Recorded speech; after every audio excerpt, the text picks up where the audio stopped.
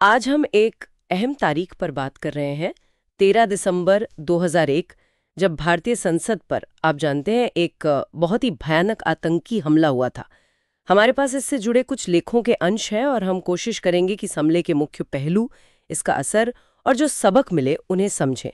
ये भारतीय लोकतंत्र के लिए एक बहुत ही अहम और दुखद दुखद घटना थी। बिल्कुल, ये सिर्फ एक इमारत पर हमला नहीं था, ये तो भारत की आत्मा पर, उसके लोकतंत्र के प्रतीक पर सीधा हमला था। और इस घटना ने, आप देखिए, देश की सुरक्षा और विदेश नीति पर बहुत गहरा, स्थायी असर डाला। इसे ठीक से समझने के लिए हमें उस दिन क्या हुआ था उस पर जाना होगा। हाँ, तो चलिए वहीं से शुरू करते हैं। 13 दिसंबर 2001 की सुबह करीब 11:40 बजे होंगे। संसद का शीतकालीन सत्र चल रहा था।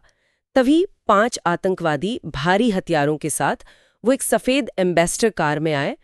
कार पर गृह मंत्रालय का नकली स्टिकर भी लगा था और वो संसद भवन परिसर में घुसने की कोशिश कर रहे थे। तभी सुरक्षा बलों को कुछ शक हुआ और उन्होंने रोका। हाँ, और वहीं से मुठभेड़ शुरू हो गई। वो आतंकवादी, उनके पास AK-47 राइफलें थीं, ग्रेनेड लॉन्चर, पिस्तौलें, हैंड ग्रेनेड, सब कुछ था। उनका इरादा तो बिल्कुल साफ था, अंदर घुसना, शायद सांसदों को बंधक बनाना या जितना ज्यादा हो सके नुकसान पहुंचाना। लेकिन किस्मत से गेट पर ही सुरक्षा बलों ने उन्हें चुनौती दे दी और फिर वो गोलीबारी शुरू हुई, जो करीब 45 मिनट, पौना घंटा चली। और इस दौरान हमें बहुत भारी कीमत चुकानी पड़ी। दिल्ली पुलिस के 5 जवान शहीद हुए, CRPF की एक महिला कांस्टेबल, संसद सुरक्षा सेवा के 2 सुरक्षा सहायक और एक माली भी थे जो परिसर में काम करते थे। कुल 9 जानें गईं। ये वाकई बहुत भयानक क्षति थी। निश्चित रूप से बहुत दुखद। लेकिन ये भी देखना जरूरी है कि सुरक्षा बलों ने कितनी बहादुरी दिखाई, कितनी तेजी से कार्रवाई की। उनकी वजह से आतंकवादी अपने मुख्य लक्ष्य तक, यानी संसद भवन के ठीक अंदर, वहां नहीं पहुंच पाए। वो 5 आतंकवादी परिसर में ही बाहर ही मारे गए।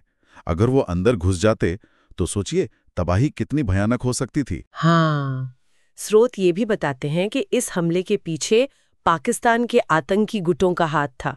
नाम लिए गए हैं लश्कर-ए-तैयबा, जैश-ए-मोहम्मद। क्या स्रोत में इसका कोई आधार बताया गया है कि ये कैसे पता चला? हाँ, स्रोत बताते हैं कि जो जांच एजेंसियां थीं, उन्होंने मारे गए आतंकवादियों की पहचान की, जो हथियार बरामद हुए, संचार उपकरण मिले और दूसरे सबूत, उन्हीं के आधार पर इन संगठनों का हाथ होने का निष्कर्ष निकाला गया। हाँ। और भारत सरकार ने इसे पुख्ता सबूत माना और पाकिस्तान पर जोर डाला कि भाई इन गुटों पर कार्रवाई करो। और इसी वजह से फिर भारत और पाकिस्तान के रिश्ते, वो तो बिल्कुल ही, हाँ, जबरदस्त तनाव। बिल्कुल।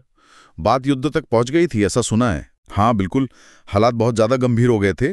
भारत ने इसे अपनी संप्रभुता पर हमला माना, जाहिर है, और जवाब में ऑपरेशन पराक्रम शुरू किया गया।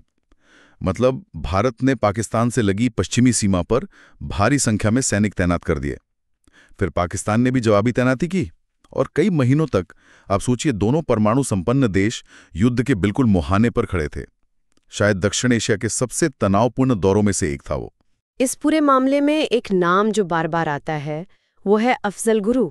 स्रोत उसे मुख्य साजिशकर्ताओं में गिनता है। जी हाँ, अफजल गुरु पर आरोप था कि उसने हमले की साजिश रची और आतंकवादियों को लॉजिस्टिकल सपोर्ट, मदद मुहैया कराई। उसे गिरफ्तार किया गया, फिर मुकदमा चला और काफी लंबी कानूनी प्रक्रिया चली। आखिरकार सुप्रीम कोर्ट ने उसकी मौत की सजा को बरकरार रखा और जैसा लेख में भी है, इस मामले पर भारत में काफी बहस भी हुई थी। लेकिन अंततः कानूनी प्रक्रिया पूरी करके उसे 2013 में फांसी दे दी गई। इस घटना ने यकीनन भारत की जो सुरक्षा व्यवस्था है जी, उस पर बहुत बड़े सवाल खड़े किए होंगे, है ना? संसद जैसी जगह, इतनी सुरक्षित मानी जाने वाली। हाँ बिल्कुल, ये बहुत बड़ा सवाल था और इसने सुरक्षा एजेंसियों को अंदर तक हिला दिया था। स्रोत यही बताते हैं कि इस घटना के बाद संसद भवन की सुरक्षा और बाकी जो महत्वपूर्ण प्रतिष्ठान हैं, उनकी सुरक्षा की पूरी तरह से समीक्षा हुई। पूरा ओवरहॉल। कई बड़े बदलाव लाए गए, जैसे मल्टीलेयर्ड सुरक्षा घेरा बनाया गया, नए आधुनिक स्कैनिंग उपकरण लगाए गए और जो सुरक्षा प्रोटोकॉल थे उन्हें कहीं ज्यादा सख्त कर दिया गया। साथ ही जो इंटेलिजेंस गैदरिंग है, खुफिया जानकारी जुटाना और उसे साझा करना, उस सिस्टम को भी मजबूत किया गया। तो कुल मिलाकर देखें तो 13 दिसंबर 2001 का हमला सिर्फ जानमाल का नुकसान ही नहीं था, इसने भारत पाकिस्तान संबंधों में जबरदस्त तनाव पैदा किया, देश की आंतरिक सुरक्षा नीतियों को बदलने पर मजबूर कर दिया और अफजल गुरु जैसा एक जटिल मामला भी सामने आया। सही कहा आपने।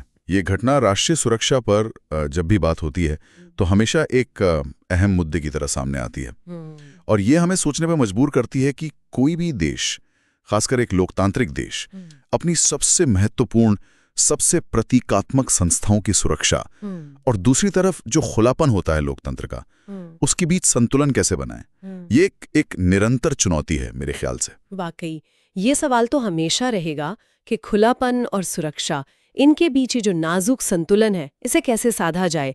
खासकर आज के दौर में तो ये और भी मुश्किल है।